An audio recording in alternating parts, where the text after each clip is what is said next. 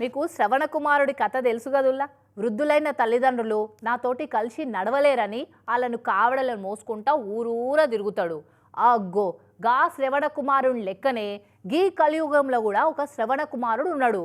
ఆయన కూడా తల్లి మొక్కు తీర్చేతందుకు తల్లిని ఏ తీర్ల కుంభమేళాకు తీసుకుపోయిండో మీరు కూడా చూడురి. చెప్పినాం కదా కలియుగ శ్రవణ కుమారుడు ఒక ఆయన ఉన్నాడని. ఇగో ఆయనే ఈయన 92 ఏళ్ల తల్లిని ఇట్లా లాగే బండ్ల కూసోబెట్టుకొని ఉత్తరప్రదేశ్ ముజఫర్ నగర్కి వెళ్ళి ప్రయాగరాజు మహాకుంభమేళా దాకా తల్లిని మోసుకుంటా పోతున్నాడు. ముజఫర్ నగర్ నుంచి ప్రయాగరాజ్ దాకా 780 కిలోమీటర్లు ఉంటుంది. అంటే ఏదైనా బస్సులో పోయినా కార్లో పోయినా ఒక రోజు పడుతుంది. అసొంటిది తల్లిని బండ్ల కూసోబెట్టుకొని ఆ బండిని లాక్కుంటా పోతున్నాడు ఈ 68 ఏళ్ల కొడుకు. మరి ఎందుకట్లా బస్సులు లేవా రైళ్లు లేవా గిట్ల పోవుడు ఎందుకంటే అలా తల్లి త్రివేణి సంగమంలా కుంభమేళప్పుడు స్నానం చేయాలని కోరిక కోరిందట.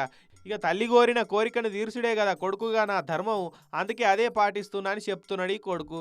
ఈ రోజుల గిట్ల చేసేటోళ్ళు ఎవరుంటారు అనుకుంటారు కానీ ఇప్పటికీ పురాణ కథలలో ఉండే పుణ్యాత్ముల లెక్క ఆడోళ్ళు ఈడోళ్ళు గిట్లనే ఉంటారు.